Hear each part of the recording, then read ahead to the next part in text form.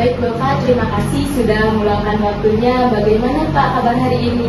Alhamdulillah, ini baru sama selesai kuliah, jadi kami sempatkan waktu untuk hadir. Ini keren sekali acaranya, podcast bersama tim dari Suara NHM. Baik Bapak, terima kasih. Selanjutnya Bapak, saya akan memulai podcast pada hari ini dengan beberapa pertanyaan ya Bapak ya. Mungkin yang pertama itu, bisnis digital sendiri itu apa sih Bapak yang membedakan prodi ini dengan manajemen bisnis yang lainnya? Oke, perbedaan bisnis digital dengan manajemen bisnis yang lain. Seperti kita semua ketahui, jadi kita saat ini dan kita kedepannya ini pasti akan sangat terlibat dengan yang namanya era teknologi. Jadi semakin maju teknologi, semakin penting juga pengetahuan kita tentang teknologi. Kenapa bisnis digital ini termasuk prodi yang bagus dan sangat relevan untuk beberapa tahun ke depan? Karena memang prospek ke depan ini sangat luas sekali. Apalagi kita kan sudah kenal dengan yang namanya AI. Jadi ketika kita mau bikin suatu produk atau bikin ide suatu bisnis, itu kita bisa kombinasikan dengan teknologi. Contoh, kita bisa bikin web seperti itu. Webnya gimana? Jadi saya ambil contoh salah satu web punya Indonesia ya, Tokopedia ya, itu asalnya kan dari satu web yang dia pakai domain.com yang hanya bisa diakses dari browser, dari laptop atau dari HP. Kemudian seiring berkembangnya zaman, dia sudah ada di Android, ada di iPhone dan sebagainya. Kami akan arahkan sehingga nanti lulusan kami bisa bikin salah satu produk yang nanti bernilai fungsi jual, dan sehingga atau mungkin mereka bisa bikin suatu produk digital contoh web atau mungkin karya-karya yang bisa nanti diperjualbelikan. Seperti kita semua tahu, kalau web itu ketika dia bikinnya bagus, kemudian memiliki kecakapan yang tinggi, itu nilainya semakin naik seperti itu. Baik, sangat bagus sekali ya Bapak ya. Jadi tujuan dibentuknya program studi bisnis digital ini untuk apa sih Bapak? Kalau tujuan itu yang pertama, kami menjawab tantangan di era sekarang. Jadi era sekarang kan sudah era digital, dan juga masyarakat Madura tuh kami sangat ingin membantu minimal mereka bisa lebih bagus dalam IT-nya. Jadi kalau IT-nya kita bagus, itu kita mau belajar apapun tuh akan lebih mudah. Contoh, kita mau baca buku aja ya, sekarang kan mungkin peminat dari perpus kan grafiknya ya, kalau kita lihat data itu kan lebih banyak orang e-book seperti itu, atau mungkin lihat buku di online seperti itu kan salah satu dari inovasi dari digitalisasi.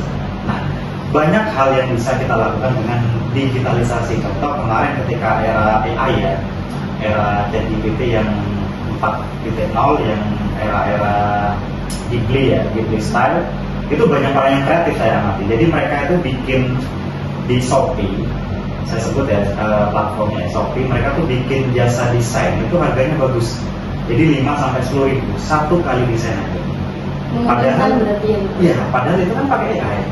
Bagi orang yang nggak tahu, itu salah satu hal yang, ini saya pengen bikin kartun nih, kan mereka pasti tertarik, harganya murah juga. Tapi bagi yang tahu, ini kan kita cuma pakai AI aja.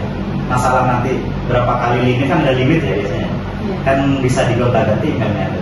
Misalkan punya 5 email, tinggal limitnya habis, ganti email yang baru. Jadi semakin banyak potensi. Jadi memang kebanyakan orang yang sukses di dunia itu mereka bisa melihat peluang.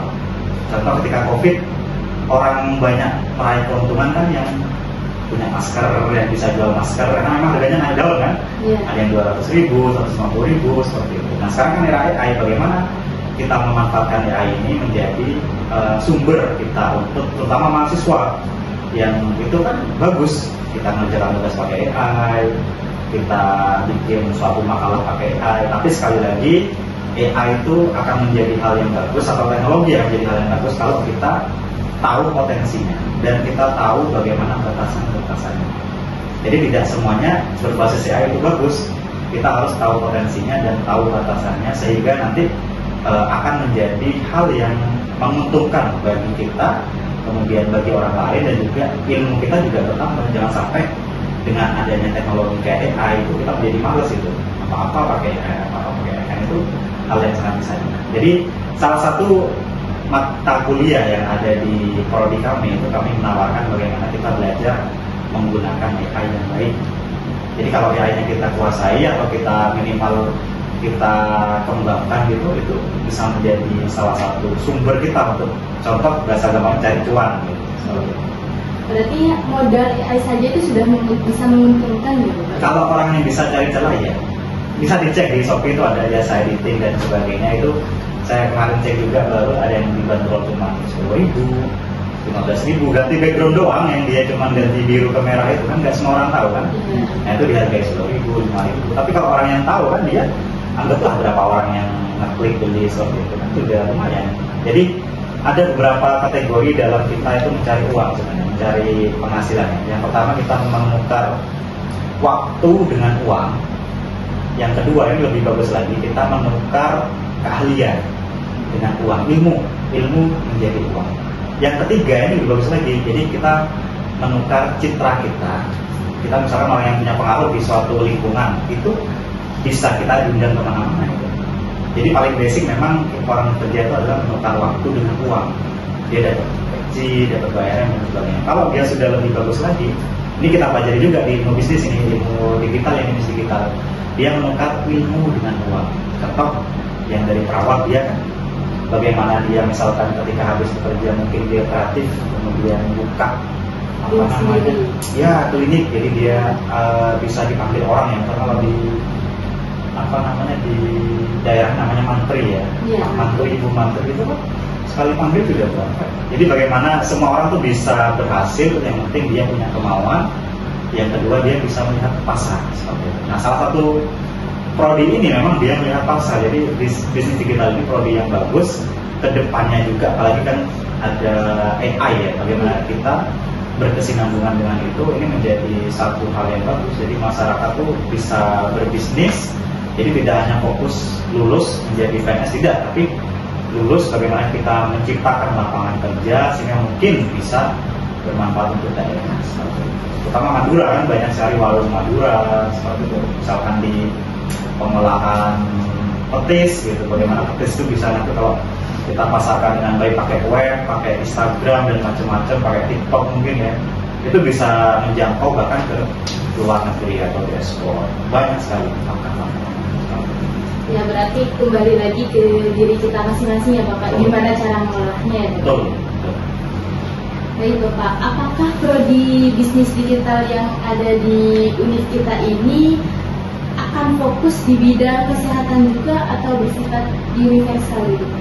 Kalau kami lihat dari visi prodi, jadi visi prodi kami adalah menjadi program studi yang unggul di tingkat nasional, yang memang dia berdasarkan pada teknologi. Jadi kami bagaimana mengembangkan suatu produk dan bagaimana dia dipasarkan sehingga bisa menjangkau seluruh orang. Contoh paling gampang kan bisa pakai Instagram, Reels ya. Paling gampang lagi kan traffic Gen Z ini kan lebih banyak main TikTok juga ya. Kita bisa nge-live, orang jualan aja yang kayak misalkan brand-brand besar itu dia tidak ragu live di TikTok, apalagi yang UMKM kecil kita kan harus gak mau kalah seperti itu. Jadi memang ada pergeseran zaman, apalagi sejak COVID, bagaimana orang yang biasa belanja itu paling gampang lagi kan traffic Gen Z ini kan lebih banyak main TikTok juga ya. Kita bisa nge-live, orang jualan aja yang kayak misalkan brand-brand besar itu dia tidak ragu live di TikTok, apalagi yang UMKM kecil kita kan harus gak mau kalah seperti itu. Jadi memang ada pergeseran zaman, apalagi sejak COVID, bagaimana orang yang biasa belanja itu dia harus ke toko, ke mall, atau milih-milih sampai berjam-jam. Kita mulai bergeser bagaimana kita belanja cukup buka HP, tinggal lihat oh ada diskon, oh ada promo misalkan, nah seperti itu. Jadi memang pergeseran zaman itu dinamikanya cepat sekali, dan orang yang bisa mengikuti zaman itu insya Allah akan menjadi orang yang berhasil, karena memang teknologi itu kalau kita nggak bisa ngikuti itu akan kalah gitu. Contoh, saya punya HP nih. HP kalau saya berikan ke ponakan atau mungkin orang anak kecil ya, apakah HP digunakan untuk kuliah dan macam-macam? Kan tidak. Pasti digunakan untuk YouTube, digunakan untuk game, digunakan untuk hal-hal yang kira-kira ya main-main aja. Tapi kalau HP ini dipegang oleh orang yang bisa, dia bisa menjadi sumber cuan kita. Seperti itu. Jadi itu juga kami tawarkan bagaimana dengan perkembangan zaman, kami tawarkan berbagai macam cara untuk kita, minimal untuk mahasiswa ya, kita mencari sampingan-sampingan sehingga nanti bisa menjadi benefit kita. Jadi kalau kita sudah punya ilmu, kita tukar ilmu itu menjadi suatu pundi-pundi uang, itu kan bagus sekali. Jadi sekali lagi level 2 ini kan ilmu menjadi penghasilan. Kalau yang level 1 kan waktu ditukar dengan uang. Jadi orang menghabiskan waktu jam berapa sampai jam berapa itu digaji atau berbayaran. Tapi kalau kami mencoba ilmu sehingga nanti menjadi uang penghasilan. Jadi ilmu itu mahal sekali. Bagi yang perawat mungkin dia menemukan bagaimana masang infus kan tidak semua orang bisa. Bagi yang bisnis digital tidak semua orang bisa bikin web, tidak semua orang bisa menciptakan konten yang bagus seperti itu. Nah itu kami tawarkan di situ. Ya, bagus sekali nih Bapak ya. Selanjutnya untuk pertanyaan selanjutnya nih Bapak, kalau di prodi bisnis digital ini apakah ada program yang unik atau proyek yang nyata kita dilakukan untuk mahasiswa saat kuliah? Oke, untuk mahasiswa saat kuliah, jadi semester 4 kami memang ada mata kuliah namanya pemrograman berbasis web. Jadi kami arahkan mahasiswa itu selain kuliah mereka targetnya di semester itu mereka bisa bikin web. Contoh web all shop aja sementara, online shop ya yang berbayar gitu ya. Jadi kalau domain kan ada yang gratis, ada yang berbayar itu. Contoh domain.com gitu. Itu sebenarnya berbayar itu per tahun itu. Nah itu kami arahkan mereka untuk bisa bikin itu sehingga nanti misalkan mereka punya toko, contoh mereka anggaplah punya butik kecil-kecilan gitu kayak sewa kebaya, sewa jas, macam-macam. Ketika mereka lihat di profil Instagramnya ada webnya, itu pasti kan orang mengira oh ini premium ini, oh ini bukan bisnis yang main-main, ini bukan bisnis yang iseng-iseng. Jadi kalau kita melihat ada web, ada nomor, ada alamat email dan sebagainya, itu menandakan bahwa bisnis itu adalah bisnis yang serius. Nah itu akan kami kembangkan. Jadi bagaimana mereka mahasiswa kami arahkan untuk bisa bikin web. Jadi website misalkan online shop mereka jualan apa misalkan punya bisnis usaha masak, mereka catering misalkan jago masak tuh kan, kalau kita pasarkan ke Instagram kan dia cuman muter di situ aja, maksudnya kan cuma orang yang kita simpan aja nomornya. Tapi kalau di web, kalau di Instagram, kalau di TikTok yang memang kita pasarkan, promosikan, itu bisa menjangkau banyak orang. Nah itu salah satu proyek yang kami tawarkan. Jadi bagaimana mereka bikin ide bisnis kemudian dijadikan web sehingga nanti pengunjung webnya itu lebih banyak. Dan bahkan ini terus terang saja, web itu kalau dia AdSense-nya masuk, sekarang kan web kan ada AdSense-nya ya, Google AdSense kayak YouTube. Jadi kalau web itu banyak pengunjungnya, itu ada iklan yang masuk ke web itu ya, tanpa kita jual produk, cuma jual informasi, itu ada iklan yang masuk namanya Google AdSense. Nah di situ kalau webnya bagus, itu iklannya semakin bagus, semakin banyak, dan itu lumayan kalau dari Google kan, atau dari YouTube kan lumayan. Berarti dapat penghasilan juga bisa dari situ. Nah, makanya kalau kita sebut banyak YouTuber yang sukses, itu salah satunya ya dari situ. Di Indonesia siapa kira-kira YouTuber yang menurut sukses menurut mbaknya? Atta Halilintar mungkin? Ya, Halilintar, Ricis, apakah mereka gak main YouTube? Main YouTube. Nah, karena memang di situ ada AdSense yang besar. Nah, web juga bisa ada AdSense-nya seperti itu. Nah, itu salah satu yang kami kembangkan. Jadi kalau mereka jual produk, oke, kita jual produknya. Kalau mereka jual informasi, berarti kita fokus bagaimana AdSense itu bisa apply kita. Seperti YouTube kan harus 2.000 subscriber, kemudian 2.000 jam tayang, baru kita bisa layak untuk dimonetisasi. Nah itu ilmu-ilmu yang sebenarnya nggak semua orang tahu gitu. Bagaimana kita membuka dunia itu banyak sekali. Apalagi sekarang kan era apa namanya kripto, kita mungkin nggak tahu apa itu kripto, tapi kalau orang yang tahu, nah itu bagaimana kita mengubah berapa jadi berapa. Nah itu kita akan kasih informasi di situ di prodi digital. Jadi orang kedepannya memang sangat luas sekali perkembangan zaman ini. Oke Bapak, tadi sangat unik banget ya Bapak ya. Pertanyaan selanjutnya Bapak, di zaman sekarang apakah ada tantangan tersendiri dalam berbisnis atau justru lebih mudah di zaman sekarang untuk berbisnis? Oke, kalau berbicara kemudahan, mungkin kalau kita mau mundur ke belakang ya, sekitar 5-10 tahun ke belakang, mungkin kalau kita mau berbisnis itu akan membutuhkan effort yang cukup besar karena memang kita harus keluar banyak dana dan tenaga. Contoh kita membuka suatu butik nih misalkan, suatu butik orang kan nggak mungkin langsung tahu. Kita harus memberikan sampel, contoh atau mungkin promosi atau mungkin diskon dan sebagainya. Kita harus mengeluarkan biaya itu dengan iklan di koran, kemudian bikin brosur, kemudian disebarkan di jalan-jalan dan sebagainya. Tapi kalau zaman sekarang ini kan sudah banyak bergeser. Orang sudah 90% kan main HP ya. Jadi tinggal kita iklankan misalkan di YouTube lah atau di Instagram, kita kan ada fitur iklan ya. Itu bisa dijangkau lebih banyak orang. Kemudian kita pakai endorsement lebih bagus. Jadi kita ada suatu produk, kemudian ada event, kita iklan di situ. Itu salah satu cara untuk bagaimana kita mempromosikan. Tapi kalau untuk UMKM yang baru berdiri, kita harus memanfaatkan bagaimana teknologi itu sendiri. Ada web, ada Instagram, ada media sosial, ada TikTok dan macam-macam, ada Shopee, Tokopedia, kita pasarkan di situ. Kita desain toko sebagus mungkin, UI yang bagus sehingga nanti orang yang beli itu, oh ini tokonya niat ini. Jadi etalasenya kita rapikan dan sebagainya. Nah, itu cara-cara yang memang tidak banyak orang tahu. Bahkan ada kelas-kelas di luar tuh, misalkan kelas khusus gitu ya, kayak belajar kelompok dan sebagainya, itu mereka tidak akan menyertakan itu. Jadi kalau di prodi kami akan menyertakan itu sehingga nanti bagi mahasiswa atau alumni yang memang pengen kuliah sambil mungkin punya produk kemudian dia pasarkan, itu bisa menjadi ladang cuan yang bagus bagi mereka.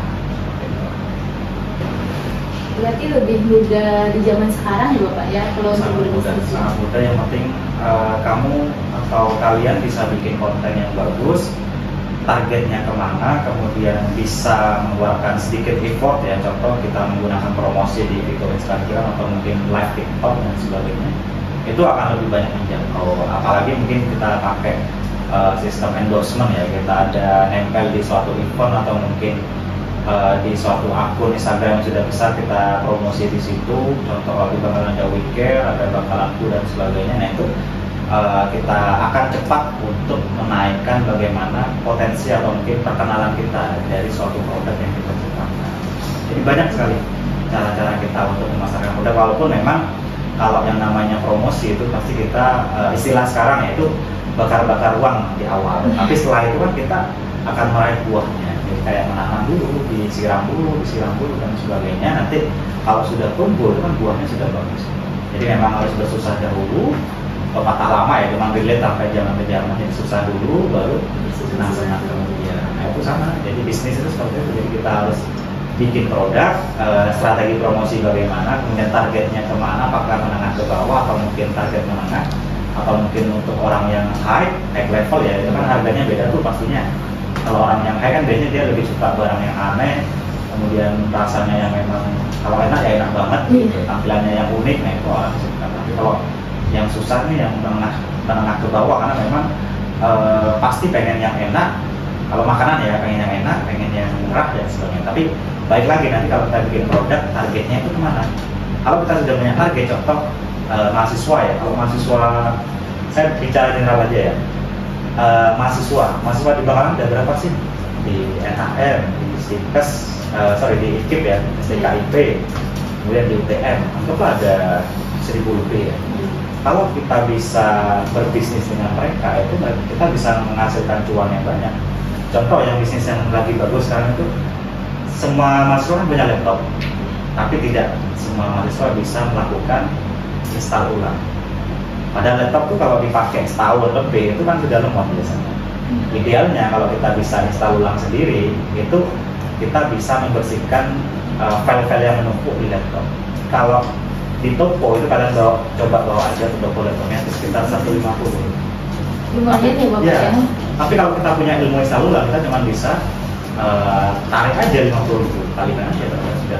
Jadi ilmu ditukar dengan uang itu adalah level 2 yang memang strategi atau cara untuk meraih penghasilan. Di situ kami akan tawarkan, kami akan berikan sehingga nanti calon mahasiswa ataupun mungkin calon alumni kami itu bisa melek teknologi, kemudian mereka pengen jadi PNS, kita ada kuotanya memang buat bisnis digital ya, karena lulusan kami kan nanti gelarnya ada BNS ya, sarjana bisnis.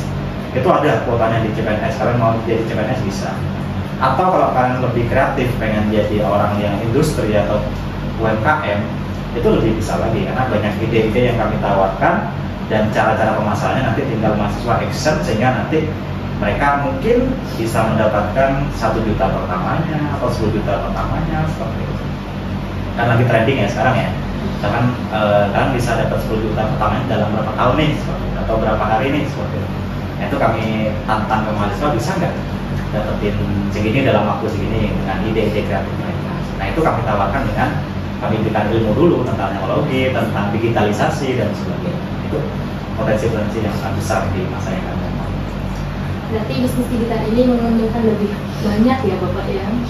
Kalau yang memang melek teknologi ini sangat-sangat luar biasa. Pasarnya sangat besar sekali, apalagi orang itu, kita aja kalau mau beli makan, kalau hujan atau mager pasti online kan ya. Dan kita nggak mungkin kita baru hujan-hujan. Nah, itu salah satu dari implementasi bagaimana perkembangan teknologi itu luas sekali. Kita beli makan aja bisa online itu. Tinggal pencet, yang penting ada dana, ada uangnya di saldonya. Tinggal kita pesan-pesan sudah datang, ada yang transfer. Nah, itu salah satu perkembangan teknologi yang kedepannya itu pasti akan lebih banyak lagi, dinamikanya kan lebih cepat lagi seperti itu. Lebih praktis ya Bapak. Lebih praktis tuh. Jadi Bapak, untuk harapan dan visi dari program studi bisnis digital ini di masa depan apa ya Bapak?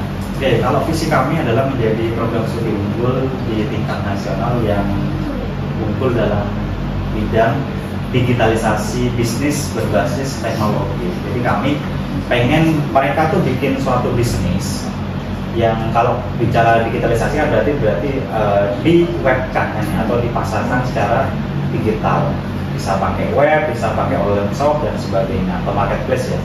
Dan berbasis teknologi berarti kita harus bisa memanfaatkan potensi yang ke depan. Ini kan AI ini kan potensi yang sangat besar sebenarnya ya. Kedepannya AI ini akan semakin bagus, semakin pintar, bahkan AI yang sekarang tuh bisa bikin video yang itu real banget kan, ya walaupun berbayar ya, real banget ya. Jadi Google Gemini yang VO3 ya, kita bisa nuliskan prompt, kita bisa bikin video, itu bisa memangkas banyak anggaran untuk biaya promosi itu, karena kita nggak usah keluar kamera, nggak usah keluar model, nggak usah keluar biaya untuk transportasi dan sebagainya. Tinggal bikin prompt, kemudian berlangganan di yang premium, sudah jadi. Nah, itu bagaimana kita akan ke sana, mahasiswa itu bisa minimal melek ke bagian sana, teknologinya lebih bagus, sehingga nanti mereka bisa bikin produk sendiri. Kalau bisa web sendiri atau aplikasi sendiri, nanti bisa dikembangkan. Sistem sendiri pun kalau bisa dikembangkan dengan baik, dia bernilai mahal sistem itu. Karena memang sistem itu tidak semua orang bisa bikin, karena bangun sistem itu kami selalu ibaratkan seperti bangun rumah. Jadi ada fondasinya, ada ukurannya, pengen seperti apa dan sebagainya. Jadi nggak 1-2 kali selesai bangun sistem itu. Contoh sistem yang mahal itu di Indonesia ada Cortex ya, punyanya Dirjen Pajak, itu kan mahal ya sistemnya itu. Kemudian rekam medis di rumah sakit itu satu sistem bisa sampai 1 M itu. Lumayan juga. Wah, kalau bisa bikin memang itu hal yang bagus. Jadi di dunia ini perkembangan teknologi kita bisa menyerap ilmu itu. Dan sekarang ini kan era digital banget ya. Uang yang sekarang itu kan sudah menjadi dompet digital ya. Kita pakai OVO, GoPay dan sebagainya ya. Nah, itu sudah berkembang lagi menjadi mata uang digital yang ada di cryptocurrency itu ya. Kalau orang asing itu mungkin wah ini apa ini, tapi kalau orang yang tahu kita bisa melek teknologi gitu. Nanti ke depan lagi ada metaverse dan lain-lainnya, kita bisa lihat dunia virtual pakai semacam kacamata virtual box itu ya. Nah, itu kita pakai itu ke depan tuh akan seperti itu. Nah, itu kira-kira kan nggak semua orang bisa berpikir ke sana. Nah, itu kami berikan nanti di prodi digital, sehingga mahasiswa itu ketika ada teknologi yang baru mereka sudah siap, jadi mereka bisa adaptasi dengan baik, sehingga lulusan kami akan menjadi lulusan yang siap kerja kalau menjadi pekerja ya, kalau menjadi PNS dan sebagainya ada suapnya juga, maupun siap berwirausaha kalau mereka memang kreatif sekali orang, seperti itu kayak bikin acara wedding lah macam-macam kan, mereka bisa pasarkan dengan menggunakan teknologi seperti itu. Biar lebih berkembang ya Bu. Ya, kayak WO sekarang kan, wedding organizer kan naik daun ya sekarang ya. Itu kalau sekali diundang kan lumayan itu ya, itu kan menggunakan teknologi itu, bagaimana cara pengambilan gambarnya, bagaimana editingnya, itu juga kami berikan, ada mata kuliahnya juga digitalisasi. Kami belajar beberapa aplikasi yang memang bisa digunakan untuk editing video gitu. Kalau yang HP mungkin ada CapCut atau mungkin bisa pakai Reels ya, Instagram ya. Kalau yang pakai yang laptop atau komputer ada Adobe Premiere, After Effects gitu, itu kita akan pelajari. Oke Bapak, ini untuk pertanyaan terakhir, apa pesan atau motivasi untuk anak muda yang masih ragu memilih prodi bisnis digital? Untuk anak muda jangan ragu ya, karena prodi ini, jadi dalam milih prodi itu kita harus tahu kita mau masuk ini pasti nanti ke depannya mau jadi apa. Itu yang selalu saya tanamkan. Saya tidak harus kalian mau masuk ke sini, tidak, tapi kalian ketika mau masuk suatu prodi, kalian harus punya bayangan nanti akan kerja di mana, pengen jadi apa. Yang mau jadi perawat silakan, yang mau jadi farmasi silakan, mau jadi bidan silakan, yang mau jadi entrepreneur karena memang pasarnya lebih banyak, kebutuhannya lebih banyak, dan memang kebutuhan masyarakat kan akan beralih ke digital semua. Ini menjadi tantangan sendiri bagaimana kita menciptakan dari yang digital ini sehingga bisa menjadi suatu cuan. Contoh yang sekarang bisa dilakukan semua orang ya, tapi tidak terpikir. Ini contoh aja ya. Contoh, tidak semua orang bisa ngerjain tugas. Kan pasti mereka pakai apa namanya AI ya, AI. Mereka bisa memanfaatkan AI untuk dijadikan uang, bagaimana mereka bisa bantu untuk writingnya, penulisan naskahnya, kemudian jasa editing dan sebagainya. Itu jasa-jasa yang memang sangat diperlukan, apalagi kalau orangnya sibuk, mereka tidak biasa atau tidak bisa buka laptop atau tidak biasa ngetik. Nah itu menjadi potensi-potensi yang bisa mereka kembangkan. Jadi banyak cara untuk meraih tambahan, banyak cara untuk meraih perkembangan zaman itu. Yang penting kita bisa ngikuti. Seperti era AI ada apa aja? Gemini, ada ChatGPT, ada DeepSeek, kemudian ada Blackbox AI, banyak sekali. Tapi kan orang baru tahunya, Pak saya tahunya AI itu Gemini, bisa bikin foto, bisa bikin ini, tapi kan lebih dari itu sebenarnya, bisa macam-macam. Kalau yang premium mungkin lebih banyak lagi. Nah itu salah satu AI yang mungkin kedepannya akan sangat pintar lagi. Ada machine learning namanya, ML namanya, machine learning. Jadi bagaimana komputer atau mesin itu dibuat itu semirip mungkin dengan manusia sehingga dia menjadi smart system yang pintar sekali. Paling gampang aja Google Maps. Kalau kita Google Maps ini dulu kita mau kemana-mana kan bingung ya, cuma ngandelin panah panah ya, kompas, kemudian ada gambar-gambar di jalan itu kayak peta seperti itu. Nah sekarang kan tinggal pakai map. Map itu sudah ada di HP, sudah ada di, kalau yang di mobil kan ada juga kan. Jadi bagaimana perkembangan zaman itu cepat sekali. Poin pentingnya adalah jadi anak muda jangan sampai gaptek, jangan sampai kalah dengan teknologi. Karena kalau kita kalah dengan teknologi itu kita akan sangat gampang diakal-akali, sangat gampang. Tapi kalau kita bisa menguasai teknologi, kita akan menjadi orang yang mandiri. Kita bisa meraih mungkin ya cuan-cuan dari teknologi itu, karena tidak semua orang bisa untuk memainkan teknologi ini. Itu pesan saya dari bisnis digital dan teknologi. Bagaimana itu sangat-sangat erat sekali ya. Jadi kalau kami boleh jelaskan, bisnis digital ini adalah gabungan ilmu ekonomi, ilmu manajemen, sama ilmu IT. Jadi kami gabungkan. Sehingga mahasiswa kalau di ekonomi bisnis atau mungkin manajemen bisnis kan mereka fokus ke ilmu bisnisnya. Tapi kalau ada kalimat digital berarti mereka ada kurikulum IT yang kami berikan. Sehingga mahasiswa nanti akan lebih peka, lebih melek, lebih aware lagi terhadap teknologi. Sehingga teknologi itu bisa ikut dengan relate sama perkembangan zaman seperti itu. Oke. Bagi anak muda yang memang suka teknologi, suka perkembangan zaman, dan suka bagaimana menjadi wirausaha yang mungkin lebih mandiri ya, kami tunggu kehadirannya, kami tunggu pendaftarannya di Prodi S1 Bisnis Digital. Di sini kami akan ajarkan, kami akan berikan praktek bagaimana untuk menjadi seorang bisnis digital yang sukses. Bagaimana teknologi itu bisa sejalan dengan kita. Bagaimana kita bisa memanfaatkan teknologi untuk menjadi pundi-pundi penghasilan kita, sehingga nanti kita bisa survive di era perkembangan zaman yang zaman ini semakin keras seperti itu. Baik, terima kasih Bapak atas waktunya selaku Ketua Program Studi Bisnis Digital. Semoga apa yang kita bicarakan pada pagi ini semoga bisa bermanfaat bagi kita semua. Jangan lupa like, comment, and subscribe. Salam literasi.